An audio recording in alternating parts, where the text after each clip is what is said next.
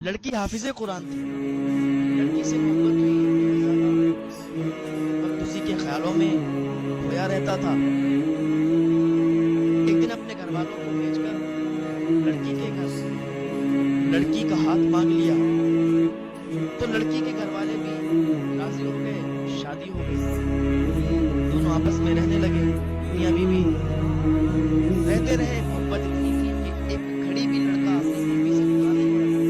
बहुत ज्यादा मोहब्बत थी। जो चाहती बीवी वो उससे मांगती थी, जो मांगती थी वो उसे पूरा करके देता था।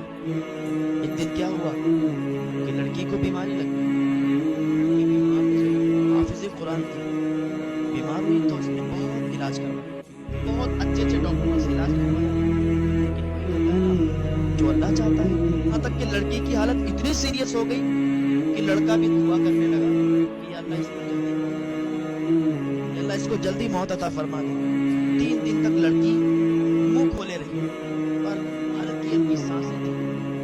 3 दिन तक उसकी जान नहीं निकली। लड़का बड़ा परेशान, आखिरकार इसकी जान क्यों नहीं निकल रही? नेक थी लेकिन इसकी जान क्यों नहीं निकल रही?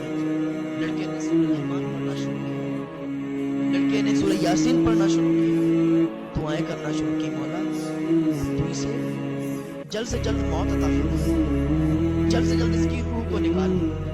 खैर लड़की की दुआ कबूल हुई। तीसरे दिन लड़की का इंतकाल रोया भी बहुत था, आंसू बहे। दफन कर दिया और बस वापस चला गया।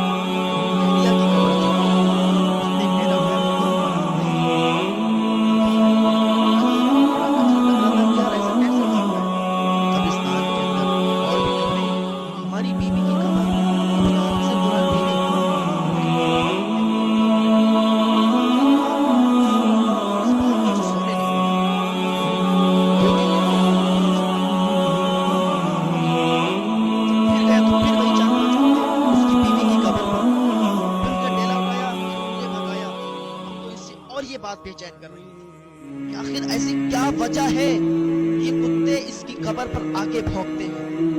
दूसरे दिन इसने कहा चलो आज भी देखते हैं। दूसरे दिन कब्र पर गया तो फिर वही 4-5 कुत्ते उसकी कब्र पर भौंक रहे थे।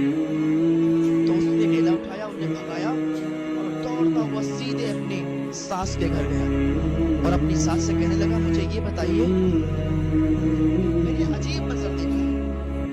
मेरी बीवी जब तक मेरे साथ रही, मैंने शादी की, इतने दिन गुजारे, कभी भी मैंने उससे ऐसी कोई भी गलती करते हुए नहीं देखा, कोई गुनाह करते नहीं देखा। मेरी बीवी की खबर पर आखिर ये कुत्ते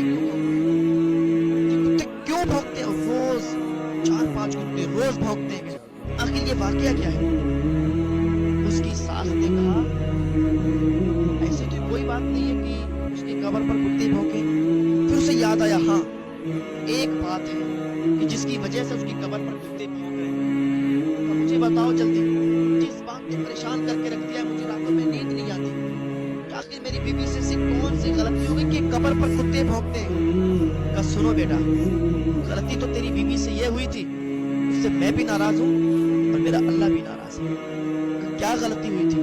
क्या गलती ये हुई थी, जब दोनों की बारात नहीं हुई थी ना, तो वो मुझसे आके जिद किया करती थी कि मैं फुला लड़के से मोहब्बत करती हूँ, अम्मी मैं उससे मोहब्बत करती हूँ और मैं उससे ही मोहब्बत करती हूँ।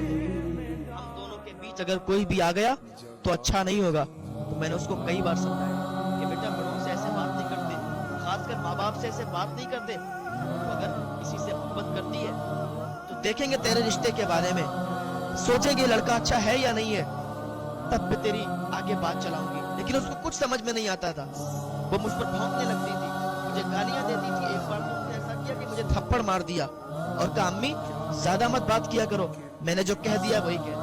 उससे बच्चे होते हैं, लड़कों की तो बात अलग। लड़कियां बहुत सी होती हैं जो अपने माँ बाप को परेशान करती हैं, अपने माँ बाप पर हाथ तक उठा देती हैं, उन्हें गालियां देती हैं। आपको पता नहीं है माँ बाप की दुआ دعا میں بھی اثر ہوتا ہے, بد دعا میں بھی اثر ہوتا ہے. ماں باپ دعا کر دیں تو بچوں کے حق میں تو بچوں کی زندگیاں بن جاتی ہیں, اور ماں باپ بد دعا کر دیں تو بچوں کی زندگیاں تباہ و برباد ہو جاتی ہیں. آپ کیا سوچتے ہیں؟